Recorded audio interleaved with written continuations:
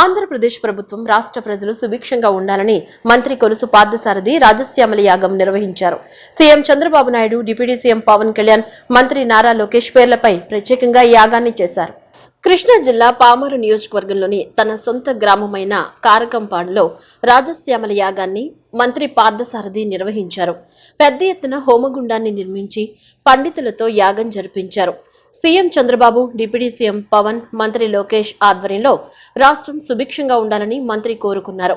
ఈ యాగంలో భక్తులు పెద్ద సంఖ్యలో పాల్గొన్నారు. మరోవైపు కూటమి శ్రేణులు పెద్ద ఎత్తున తరలివచ్చారు. రాజశ్యామల యాగంతో మంత్రి పార్థసారథి స్వగ్రామంలో సందడి వాతావరణం నెలకొంది. హిందూ సంప్రదాయాల ప్రకారం రాజకీయ విజయం, శత్రువులపై పైచేయి, అపారమైన జ్ఞానం, కీర్తి ప్రతిష్టల కోసం రాజశ్యామల యాగాన్ని చేస్తుంటారు. జ్ఞాన సరస్వతి రూపమైన రాజశ్యామల దేవిని ప్రసన్నం చేసుకునేందుకు భక్తులు ఈ యాగాన్ని చేస్తారు. పూర్వకాలంలో చేసే రాజసూయ యాగంతో సమానమైన ఫలితాలను రాజశ్యామల యాగం ఇస్తుందని పండితులు చెప్తుంటారు.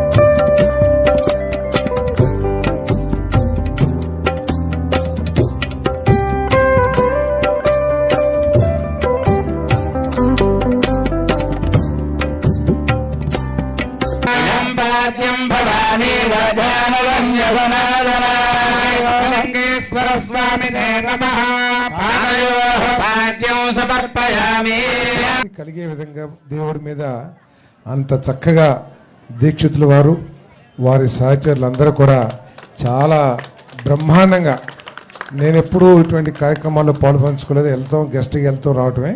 కానీ మొదటి నుంచి చివరి దాకా నేను వారి కీర్తనలు కానివ్వండి, లేకపోతే ఆగమ శాస్త్రం గురించి, అసలు ప్రతిష్ఠ యొక్క విశిష్టత, లేదా భగవంతుడి యొక్క విశిష్టత, ఇవన్నీ కూడా చెబుతుంటే చాలా ప్రేరేపణగా, చాలా భక్తిభావం కలిగే విధంగా చేశారు. వారికి మేమందరం కూడా రుణపడి ఉంటామని చెప్పేసి మనం చేస్తాను. మరి శ్రీముఖ లింగేశ్వర స్వామి దయతో బాల త్రిపుర సుందరి శ్రీముఖ లింగేశ్వర స్వామి వారి ఆశీస్సులతో భక్తులందరి కుటుంబాల్లో కూడా సంతోషం నిండాలని, వారి కష్టాలన్నీ కూడా, ఎందుకంటే వేద మంత్రోచ్చరణతో చాలా సాంప్రదాయబద్ధంగా ఆగమ శాస్త్ర ప్రకారం స్వామివారి ప్రతిష్ట జరిగింది. తప్పుకోకుండా జరిగిన ప్రతిష్టను చూసి ఆ స్వామి సంతుష్టుడవుతాడని చెప్పేసి నేను గట్టిగా నమ్ముతా ఉన్నాను. మరి ఆ సంతుష్టతో ఆ స్వామి ఈ గ్రామాన్ని, కారకంపాడు గ్రామాన్ని, చుట్టుపక్కల భక్తులందరినీ కూడా చల్లగా చూసి ఆశీర్వదించి వారి కుటుంబాల్లో సంతోషాలు నింపాలని నేను మనసారా కోరుకుంటూ మరొకసారి దీక్షితుల వారికి, వారి సహచరులు బ్రహ్మాండంగా చేశారు. జాతీయ రహదారిపై జరిగిన రోడ్డు ప్రమాదంలో డ్రైవర్ మృతి చెందాడు. బాపులపాడు మండలం వీరవల్లి జాతీయ రహదారిపై జరిగిన ఈ ఘోర ప్రమాదంలో కంటైనర్, టిప్పర్ బలంగా ఢీకొన్నాయి. ఈ ఘటనలో మంటలు చెలరేగడంతో కంటైనర్ డ్రైవర్ క్యాబిన్లో చిక్కుకుని అక్కడికక్కడే మృతి చెందాడు. ఈ ఘటనలో కంటైనర్ ముందు భాగం దహనం కాగా టిప్పర్ బాడీ పూర్తిగా కాలి బూడిదయ్యింది. విజయవాడ నుంచి ఏలూరు వైపు వెళుతున్న క్రమంలో ఈ ప్రమాదం సంభవించింది. ఘటనా స్థలానికి చేరుకున్న గన్నవరం అగ్నిమాపక సిబ్బంది మంటలను అదుపు చేసి ట్రాఫిక్ ను క్రమబద్ధీకరించారు.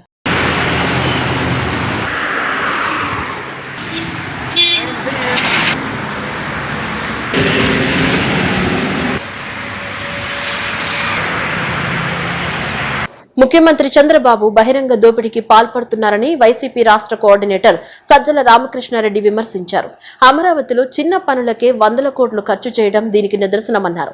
ట్విన్ టవర్స్ పేరుతో భారీ వ్యయం, అసెంబ్లీ, సచివాలయాల భవనాల కోసం అధిక ఖర్చులు జరుగుతున్నాయని ఆరోపించారు.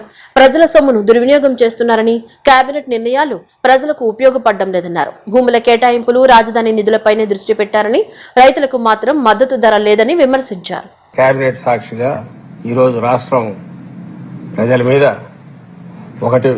ఇంకో పెద్ద బాంబు పడేశారు. ఏమది అంటే అమరావతిలో సెక్రటేరియట్ బిల్డింగుల కోసం, కట్టబోయే సెక్రటేరియట్ బిల్డింగులు అద్దాల కోసం 2,540 కోట్లతో కాంట్రాక్టు. కేవలం అద్దాలు. బిల్డింగ్ చూసే నోరెళ్లబెట్టి ఆ బిల్డింగ్ ప్రపోజల్ చూసి ఆ కాంట్రాక్టు, దాని మీద ఏదో ప్లంబింగ్ అని, దానికి తోడు కరెంటు సప్లై అని, డ్రైనేజ్ అని వేసినవన్నీ చూసి, మీకు గుర్తుంటే అందరం రికాల్ చేసి చెప్పాము, అందరు నాయకులు మాట్లాడారు. నేను కూడా లాస్ట్ వీక్ ఇప్పుడు 10 days బ్యాక్ అయి ఉంటుంది చెప్పాను. 12,000 నుంచి 14,000 కోట్ల అమ్మా అన్నారు. ఇది పోర్పూర్ ఎంత పెరుగుతుందో చెప్పలేమనుకున్నాం, కానీ మీరు 12-14 అయింది. నారాయణ తర్వాత మాట్లాడుతూ వీటన్నిటికీ పర్యవేక్షకుడు, అన్ని రకాలుగా చంద్రబాబు ఆలోచనలన్నిటికీ తనే ఒక రూపం ఇచ్చేవాడిన నారాయణ గారు, ఆయన 14 కాదు 16 కూడా కావచ్చు. మరి వీళ్ళు మరీ బరి తెగిస్తున్నారు అనుకున్నాం. ఈరోజు చూస్తే ఈ 2,540 కోట్లకు జీఎస్టీ వాళ్ళు కట్టాల్సిన అవసరం లేదు, వీళ్ళు రీయింబర్స్ చేస్తారు, పే చేస్తారు కాబట్టి అది కలిపితే 3,000 కోట్ల పైన ఆర్థిక అవుతుంది. అద్దాలకు ఒక అసెంబ్లీకి కేవలం అద్దాలకు 3,000 కోట్లు. ఇంతకుముందుది తీసుకొని ఇది కూడా ఎస్ఎఫ్టీకి డివైడ్ చేస్తే 52 లక్షల ఎస్ఎఫ్టీకి ఇంకొక ఇది 18,000 రూపాయలు దాటి 18,500 18,600కు వస్తుంది ఎస్ఎఫ్టీ. 10 రోజులు తిరగకుండానే ప్రతిపక్షంలో ఉన్న మేము పాయింట్అవుట్ చేసి, అయ్యా ఇదేం దోపిడీ, ఇది ఎక్కడికి పోతారు, అసలు మీరు ఏం చేయాలనుకుంటున్నారు, ఎక్కడ బెస్ట్ 5 స్టార్ ఫెసిలిటీస్ ఎక్కడన్నా కట్టినా కూడా 4,000-5,000కు మించకపోతే ఈ మీరేట్ ఏమంటే ఇప్పటికీ ఇది దీని మీద యాడ్ చేసుకోవాల్సింది ఉంది. ఇవన్నీ ఇంపోర్టెడ్ అంట. ఈ గ్లాసు రావడం కానీ, వాటికి అవసరమైన సిస్టమ్స్ కానీ మొత్తం బయట నుంచి రావాల్సింది. అంటే డాలర్ ఎక్స్చేంజ్ ఫ్లక్చుయేషన్స్ ఉంటే దాంట్లో మార్పు ఉంటే అది కూడా అప్లై అవుతుంది. అది ఆ మధ్య ఇప్పుడు ఇంతకుముందే 1,500 కోట్లు ఎంతో ఎంత అవుతుందో తెలియదు, ఇంకా పెరగచ్చు. డాలర్ పెరిగే తప్ప తరిగే లక్షణం దానికేం ఉన్నట్లేదు. ఎక్స్చేంజ్ రేట్ ఇంకా 1,500 కోట్లు 2,000 కోట్లు అంటే అది మళ్ళీ యాడ్ చేసుకో.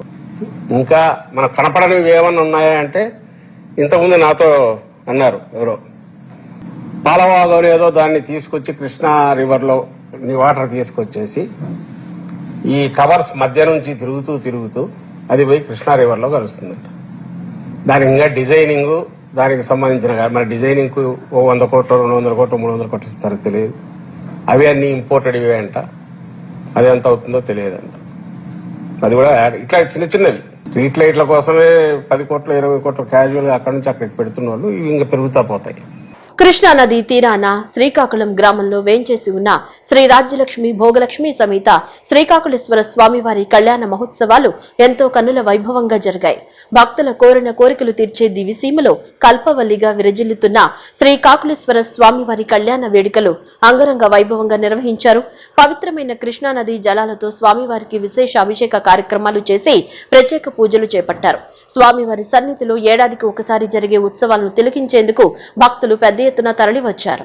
శ్రీకాకుళం ఘంటసాల మండలం కృష్ణా జిల్లా శ్రీకాకుళేశ్వర స్వామివారి కళ్యాణ బ్రహ్మోత్సవం ఎంతో అంగరంగ వైభవంగా నిర్వహించారు.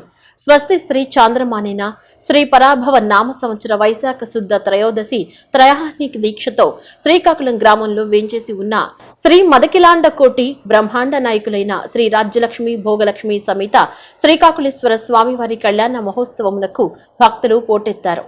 చల్లపల్లి రాజవంశీయులు అనువంశిక ధర్మకర్తలు దాసరి శ్రీరామ వరప్రసాదరావు డిప్యూటీ కమిషనర్ పర్యవేక్షణలో కళ్యాణ ఉత్సవాలు ఘనంగా జరుగుతున్నాయి. గ్రామంలో రథోత్సవ వేడుకలు అంగరంగ వైభవంగా నిర్వహించారు. కళ్యాణ మహోత్సవ వేడుకలు సందర్భంగా పలు సాంఘిక నాటకాలతో పాటు పలు సాంస్కృతిక కార్యక్రమాలు భక్తులను ఎంతగానో ఆకట్టుకున్నాయి.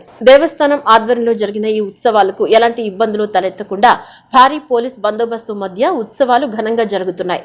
స్వామివారిని భక్తి శ్రద్ధలతో పూజించిన అభిషేకాలు చేసిన వారు కోరిన కోరికలు నెరవేరుతాయని భక్తులు విశ్వాసమని చెప్పారు.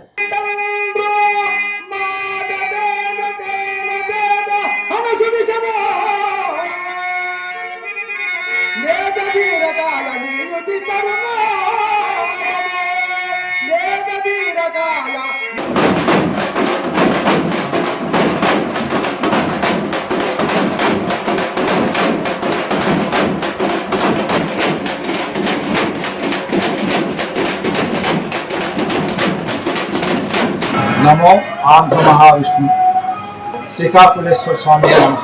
కృష్ణా జిల్లా ఘంటసాల మండలం శ్రీకాకుళం గ్రామంలో వేంచేస్తున్న ఆంధ్ర మహావిష్ణు స్వామివారి బ్రహ్మోత్సవాలు ఏప్రిల్ 29న ప్రారంభమయ్యాయి. స్వామివారి దివ్య కళ్యాణ మహోత్సవం 30వ తారీఖున ఘనంగా నిర్వహించడం జరిగింది. ఈరోజు రథోత్సవం కొనసాగుతుంది. భక్తులు అధిక సంఖ్యలో కళ్యాణానికి రథోత్సవానికి కూడా రావడం జరిగింది. వారందరికీ కావాల్సినటువంటి ఏర్పాట్లు, మంచినీళ్ళు తదితర ఏర్పాట్లన్నీ చేయడం జరిగింది. ఇంకా 2 రోజులు ఈ ఉత్సవాలు కొనసాగుతాయి. అందరూ ఈ పర్వదినాల్లో శ్రీ స్వామివారిని దర్శించి తీర్థప్రసాదాలు స్వీకరించి స్వామివారి ఆశీస్సులు పొందవలసిందిగా కోరుచున్నాం. ఆంధ్ర మహావిష్ణు దేవాలయానికి 1517 సంవత్సరంలో ఆంధ్రప్రదేశ్లో శ్రీకృష్ణదేవరాయల వారు ఇచ్చేయటం జరిగింది. ఇక్కడే ఆముక్తమాల్యద కావ్యాన్ని ప్రారంభించడం జరిగింది. ఇటువంటి చారిత్రక గొప్పతనం ఉన్నటువంటి ఈ ఆంధ్ర మహావిష్ణు దేవాలయానికి ఈ బ్రహ్మోత్సవాలు జరుగుతున్నాయి. భక్తులందరికీ మరోసారి విజ్ఞప్తి చేస్తున్నాం. అందరూ ఈ పర్వదినాల్లో బ్రహ్మోత్సవాల కాలంలో శ్రీ స్వామివారిని దర్శించి స్వామివారి ఆశీస్సులు పొందవలసిందిగా కోరుతున్నాం. విద్యుత్ దీప కాంతులతో కళకళలాడే జగన్మాత దుర్గమ్మ సన్నిధిలో కారు చీకట్లు కమ్ముకున్నాయి. ఆలయాధికారుల నిర్లక్ష్యంతో విద్యుత్ కోతతో భక్తులు అలమటించారు. రాత్రి వేళ దాదాపు 45 నిమిషాల పాటు ఇంద్రకీలాద్రి అంధకారంలో చిక్కుకుపోవడంతో క్యూలైన్లలో భక్తులు గాలి ఆడక ఉక్కపోతకు గురయ్యారు. అసలే వేసవి కావడంతో భక్తుల పరిస్థితి దారుణంగా మారింది. 45 నిమిషాల తర్వాత విద్యుత్తును పునరుద్ధరించారు. విద్యుత్ అంతరాయం ఏర్పడితే జనరేటర్ ఆన్ చేయాల్సి ఉన్నా డీజిల్ అందుబాటులో లేదని దేవస్థానం అధికారులు చెబుతున్నా కుంటి సాకుల పట్ల భక్తులు ఆగ్రహం వ్యక్తం చేస్తున్నారు. సీనియర్ జర్నలిస్ట్ పూడి శ్రీహరిపై కూటమి ప్రభుత్వం వేధింపులకు పాల్పడుతుందని వైఎస్ఆర్సీపీ రాష్ట్ర కోఆర్డినేటర్ సజ్జల రామకృష్ణారెడ్డి ఆరోపించారు. ప్రభుత్వం తప్పులను ప్రశ్నిస్తే తప్పుడు కేసులు పెట్టి అక్రమ అరెస్టులు చేస్తున్నారని మండిపడ్డారు. అయితే ఇలాంటి చర్యలకు వైఎస్ఆర్ కాంగ్రెస్ పార్టీ భయపడదని, ప్రజా మద్దతుతో కూటమి ప్రభుత్వాన్ని ఎదుర్కొనే శక్తి తమకుందని స్పష్టం చేశారు. శ్రీహరి అరెస్టు ఆ రోజు మాట్లాడుతూ ఉన్నాం. ఆయన సీనియర్ జర్నలిస్టు, ఎడిటర్ హోదాలో ఉన్నారు. తర్వాత సిపిఆర్ఓగా ఓ ముఖ్యమంత్రికి చేశారు. ఇప్పుడు పార్టీ జనరల్ సెక్రటరీగా ఉన్నాడు. మీడియా దానికి ఒక 100 మంది పోలీసులు వచ్చారు, తీసుకుపోయారు. ఆ రోజు అక్కడికి వెళ్ళారు. ఆయన అక్కడున్న కోర్టు మేజిస్ట్రేట్ గారు ఆ రోజంతా హడావుడి.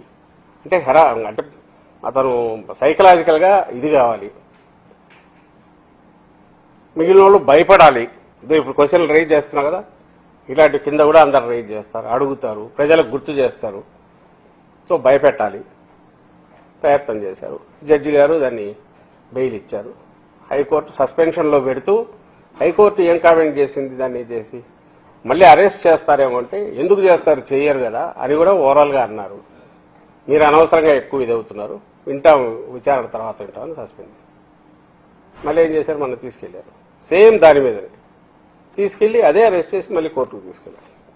ఓకే, మళ్ళీ జడ్జి ఇచ్చాడు. ఇచ్చేసరికి గుంటూరు పోలీసులు పోయి అడిగారు 2 కేసులు ఎట్లా వస్తాయండి ఒకేసారి. ఒకే కేసు 3 ఎక్కువ ఎఫ్ఐఆర్లు, 1 కంటే ఎక్కువ ఎఫ్ఐఆర్లు ఉండకూడదని సుప్రీంకోర్టు చెప్పినా కూడా, ఎందుకంటే దీన్ని వాడడమే హెరాస్మెంట్కు, కక్ష సాధింపు దానికి, అవత వేధించడానికి, టెర్రరైజ్ చేయడానికి సిస్టమ్ వాడుతుంది, పోలీస్ వ్యవస్థ వాడచ్చు లేదా పొలిటికల్ బాసెస్ వాడచ్చు అనే ఉద్దేశంతోనే. లేకపోతే ఏముంది, ఒక కేసు మీద 10 స్టేషన్లో పెడతారు, 14 ఇక్కడి నుంచి ఇక్కడ తీసుకుపోతారు, ఆ రిమాండ్లో వేసినాక మళ్ళీ పీటీ వారెంట్ తెచ్చి మళ్ళీ తీసుకుపోతారు, చెప్తా ఉండొచ్చు సంవత్సరాల తరబడిన అని. ఒకే దాంట్లో ఒకే క్రైమ్ అని మీరు అనుకుంటున్న దాని మీద 1 కంటే ఎక్కువ ఉండకూడదు అని చెప్పింది. అయినా సరే ప్లస్ ఇక్కడ గుంటూరు ఏదైతే అన్నారో అవి రిమాండ్ రిపోర్ట్లో కూడా అక్కడ మెన్షన్ చేశాడు.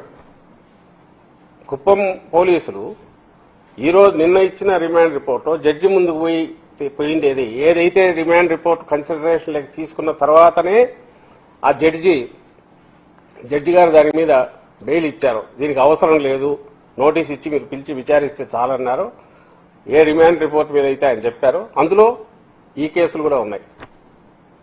మరి దానికి చెప్పినప్పుడు మొత్తంగా రిమాండ్ రిపోర్ట్లో ఏ కేసు అయితే మెన్షన్ చేసినారో ఆ కేసు 3 స్టేషన్లో బుక్ అయినా ఒకటే అయినప్పుడు అక్కడ బెయిల్ ఇచ్చినప్పుడు సహజంగా నేను మనిషి అక్కడే ఎదురుగా ఉన్నాడు, తీసుకొచ్చి క్వశ్చన్ చేసి పంపచ్చు, క్వశ్చనింగ్కు నోటీస్ ఇవ్వచ్చు, అదే చేయాల్సింది. లేదు, అక్కడి నుంచి అరెస్ట్ చేసి తెల్లవారుజామున తీసుకొచ్చారు.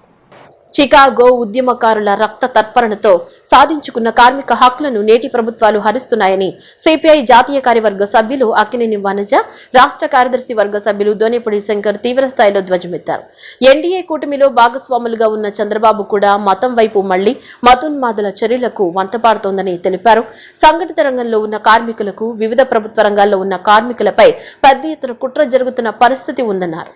విజయవాడలోని లెనిన్ సెంటర్ వద్ద పార్టీ నగర సమితి ఆధ్వర్యంలో మేడే వేడుకలు ఘనంగా జరిగాయి.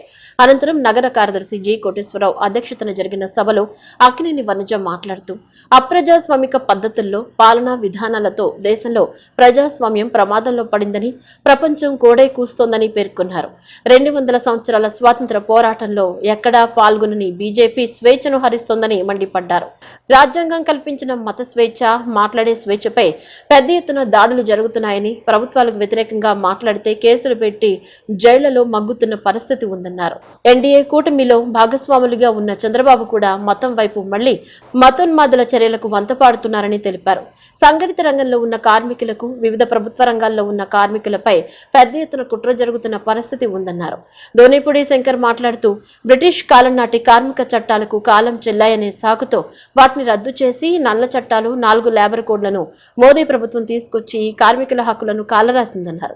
ప్రపంచ కార్మిక వర్గం ప్రమాదంలో పడిందని, పంచభూతాలను సహితం ఆదాని, అంబానీలకు దోచిపెట్టే కార్యక్రమం జరుగుతోందన్నారు. ఈ కార్యక్రమంలో పార్టీ నగర సహాయ కార్యదర్శులు లంకా దుర్గారావు, నక్కా వీరభద్రరావు, ఏఐటీసీ నగర అధ్యక్షుడు కెఆర్ ఆంజనేయులు, ప్రధాన కార్యదర్శి మూలి సాంబశివరావు తదితర నాయకులతో పాటు కార్మికులు, కార్యకర్తలు పెద్ద సంఖ్యలో పాల్గొన్నారు. ఎర్ర సూర్యుని కిరణాలై హక్కుమంటూ భస్మం చేయగా, హక్కుమంటూ భస్మం చేయగా, హక్కుమంటూ భస్మం చేయగా కదలాలి కార్మిక లోకం, పూరించాలి సమర శంఖం. 140వ మేడే వార్షికోత్సవాన్ని కార్మిక వర్గం ఘనంగా జరుపుకుంటా ఉంది. ఈరోజు భారతదేశంలో కార్మిక వర్గం మీద పెద్ద ఎత్తున దాడి జరుగుతూ ఉంది.